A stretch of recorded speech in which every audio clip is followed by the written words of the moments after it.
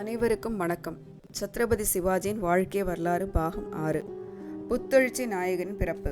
சுக்ல ஆண்டு விக்ரம ஆண்டு 1686. சக ஆண்டை கணக்கெடுத்தால் 1551.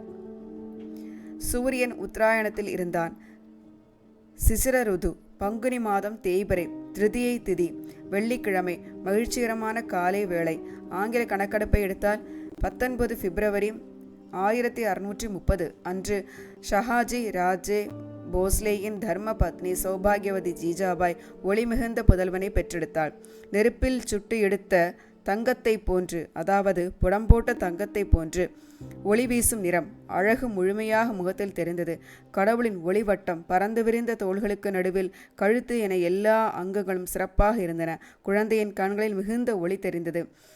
மனதை கவர்வதாக இருந்தது.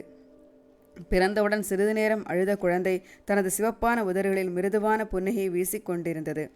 4 பக்கங்களிலும் மகிழ்ச்சிகரமான அமுதம் நிறைந்த அலைகள் வீசிக்கொண்டிருந்தன.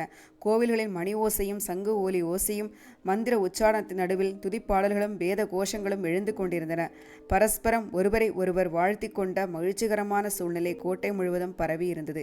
இனிப்புகள் அனைவருக்கும் வழங்கப்பட்டன. இந்த நல்ல செய்தி கடுமையான கோட்டையை தாண்டி 4 பக்கமும் பரவியது.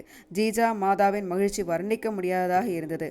இக்குழந்தை கருவில் தோன்றிய பொழுதிலிருந்து அவளது உடலும் மனம் பிறக்கப் போகும் குழந்தையின் லட்சணங்களையும் எண்ணங்களையும் புரிந்து கொண்டு இக்குழந்தை நாட்டையும் தர்மத்தையும் மீண்டும் எழுச்சி பெற செய்வான் என முடிவெடுத்து இருந்தாள். அது இப்பொழுது பலிக்கப் போகும் தருணம். கணவன் துணைக்கு இல்லையே என்ற வருத்தம் மட்டுமே இருந்தது. புதல்வன் பிறந்திருக்கிறான் என்ற செய்தியை அறிந்தபொழுது ஷஹாஜி தெற்கு பகுதியில் திரியாகானுடன் போரிட்டு கொண்டிருந்தார். 12வது நாள் அறிஞர்கள் சிறுவனுக்கு பெயரிடும் பண்பு பதிவு சம்ஸ்காரத்தை செய்தனர். சிவனேரி கோட்டையில் வீற்றிருக்கும் தேவி சிலையின் அருள் பிரசாதமாக கருதி குழந்தைக்கு சிவாஜி ராஜே போன்ஸ்லே என பெயரிட்டனர். ஜோதிடர்கள் ஜாதகத்தை கணித்து கூறினர். இக்குழந்தை மிகுந்த ஒளி வீசக்கூடிய, வெற்றி பெறக்கூடிய, பராக்கிரமம் நிறைந்த, நாட்டையும் தர்மத்தையும் பாதுகாக்கக்கூடிய அரசனாக விளங்குவான் என கணித்தனர்.